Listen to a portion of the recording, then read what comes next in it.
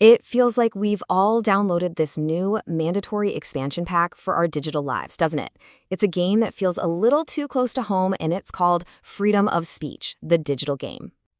And you gotta love the tagline. It tells you everything you need to know right up front, now with 0% more freedom. It really makes you stop and think.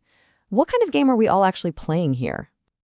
And get this, it's from the same creators behind hits like Democracy Beta Edition and Late Stage Capitalism Deluxe. So yeah, you can tell right away this isn't just some game. It's a pretty sharp commentary on, well, just about everything. Okay, first things first, let's unbox the free speech game. This is that update nobody remembers asking for, but here we are, all forced to play it every single day. So you look at the description on the box, and it just nails the whole experience. It says you can speak freely, but, with a little asterisk, within the terms of service. It dares you to test your courage by posting your thoughts, only to watch them get ignored, twisted, or just buried by an algorithm. The main quest, it seems, is to level up your delusion that someone, somewhere important, is actually listening.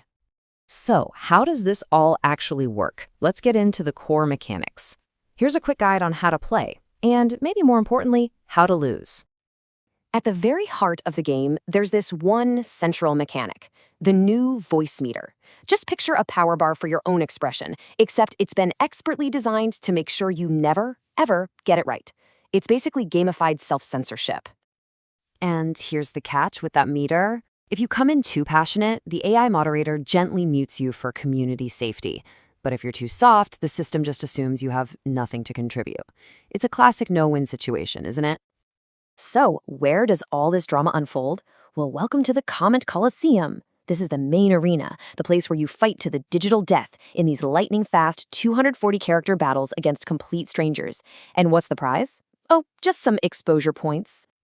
Of course, what's a fighting game without a wild cast of characters? So it's time to choose your fighter. Let's meet the new lineup of playable characters for this digital battleground. First up, we've got a classic, the Thought Leader. Their special move is Word Salad Charisma. It's this incredible power to sound incredibly profound while saying absolutely nothing of substance. We've all run into this player a few times, right? Next on the roster, the Comment Crusader. And just look at these stats. +10 to self-righteousness, but a whopping -100 to emotional regulation. This character is basically built from the ground up for pure, unfiltered outrage. Then you've got the stealthy one, the Context Stripper. Their passive skill is quote mining. It's this uncanny ability to just surgically remove an opponent's words from their original meaning, purely for sport. It's a seriously destructive ability. And finally, we have the Free Speech Absolutist. A very powerful character, for sure, but with one critical weakness. They take double damage from both irony and nuance, which, are two things this entire game is practically built on. So with all these totally chaotic characters running around, how in the world do the developers keep this game from falling apart? Well, through a constant stream of patches, fixes, and nerfs that pretty much reveal exactly how they rig the whole system. Let's just run through a few of these patch notes real quick. First one, they fixed an issue where some players were confusing their freedom to speak with the idea of actually being listened to. For the devs, that's a very important distinction.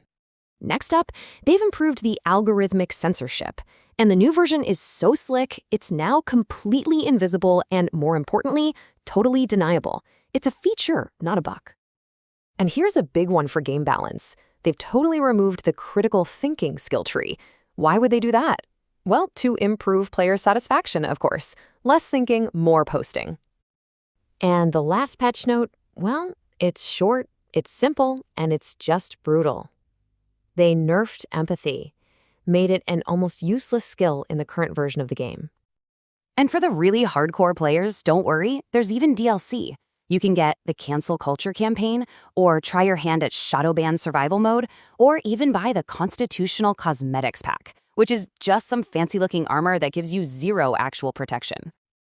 So after all of this, after all the fighting and the updates, who actually wins? Well, this final section makes it pretty clear. The house always wins. So what does winning even feel like for the person playing? This one-player testimonial just sums it all up.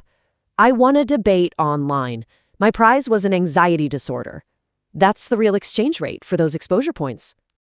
And then you read the developer's official mission statement, and it all just clicks into place. See, they believe free speech is essential, but only as long as it's driving engagement, keeping the sponsors happy, and not rocking the boat for their investors. Anything else? That's a problem.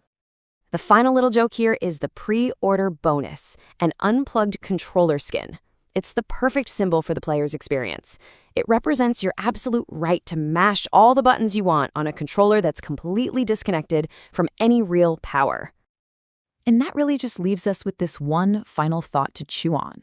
In a game that is so clearly designed for endless engagement, not for actual, genuine dialogue, what could winning possibly even look like for us, the players?